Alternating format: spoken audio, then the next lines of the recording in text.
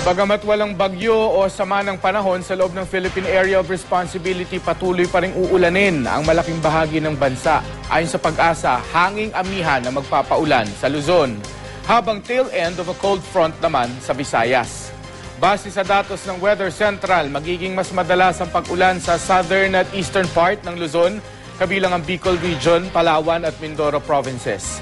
Maliwalas naman ang kalangitan sa Hilaga at gitnang Luzon. Magiging maulan naman sa eastern at northern Visayas. Asahan naman ng mas mahinang pag-ulan sa Mindanao. Ayon sa Pag-asa, pwedeng bumuhos ang mahina hanggang katamtamang lakas ng ulan sa Davao Oriental at Compostela Valley. Naglabas namang muli ng gale warning ang Pag-asa sa seaboards ng northern Luzon at eastern seaboard ng Luzon.